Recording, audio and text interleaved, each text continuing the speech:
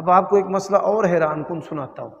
हमारे जो हनफी भाई हैं ना, ये बज़ाहिर कहते हैं कि हम उम्मत को एक करने के लिए निकले हैं। इनके अंदर जितना तासुब है ना, दुनिया जहां में तासुब इतना किसी मजहबी गिरोह में नहीं। मैं इसकी दो मिसालें देता हूँ। इनका तासुब देखना होना तो कुरान मजीद पकड़ने से ये सारे बिगड़ जाएंगे। और फतवा क्या है कि अगर नमाज में कुत्ता उठाकर नमाज पढ़े तो नमाज दुरुस्त है, लेकिन अगर कुरान उठाकर पढ़े तो नमाज फासिद है। कितनी हैरान कुन बात है ये हमारी। दूसरी इनकी असबियत, सरदार यूसुफ थे मजहबी उमूर के वजीर, उन्होंने कोशिश की कि पूरे पाकिस्तान में नमाजों के औकात एक हो जाए।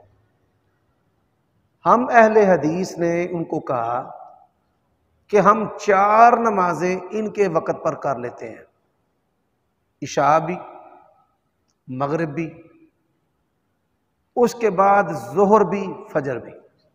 एक नमाज, ये सिर्फ एक नमाज अहले हदीस के वक़्त पर ले हैं, अहले हदीस के वक़्त पर नहीं। इमाम अबू हनीफा रहमतुल्लाह अलैह के जो शागिर्द हैं ना, कादी अबू यूसुफ और इमाम मोहम्मद, उनके वक़्त पर ले हैं। अब वो सारे डट गए, कहते हैं जी नमाज़ां दा इतिहाद होवे ना होवे, असी असर दा टाइम नहीं छड्डना। पूरी उम्मत मुस्लिमा एक तरफ है, इमाम अबू हनीफा रहमतुल्लाह अलैह के सारे शागिर्दों ने भी उनका साथ छोड़ दिया है।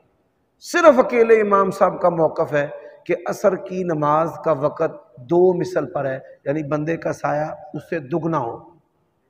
अब पूरी उम्मत मुस्लिमा एक तरफ है, फ़िक़्ह हनफी के जो इमाम है वो भी उनके मुखालिफ हैं, लेकिन असबियत का आलिम यह है उम्मत भी एक करनी है, असर का वक़्त भी हमने नहीं छोड़ा।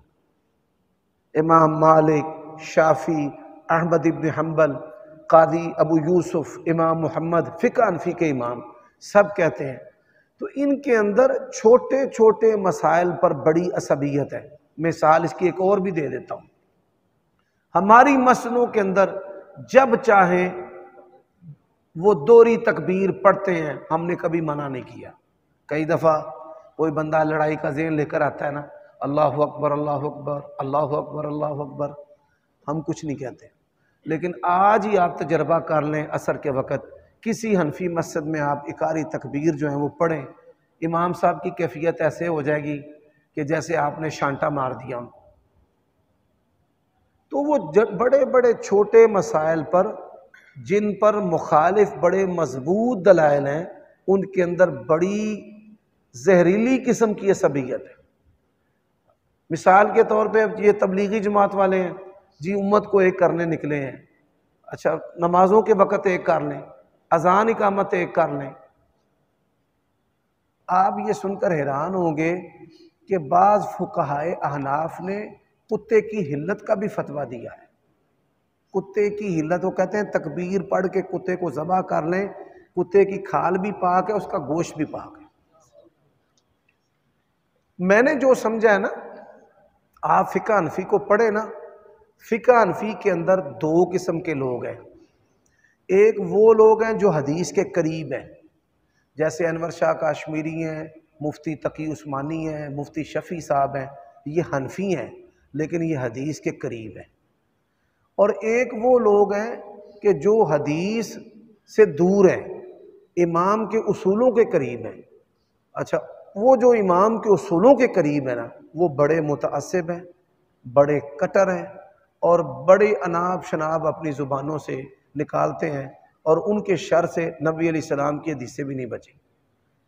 यानी घोड़ों की दुमों से तशबीह दे देना, इसी तरह मक्खियाँ झलने, टांगे चौड़ी करने, यानी सुन्नतों का सरी तौर पर मजाक उड़ाना।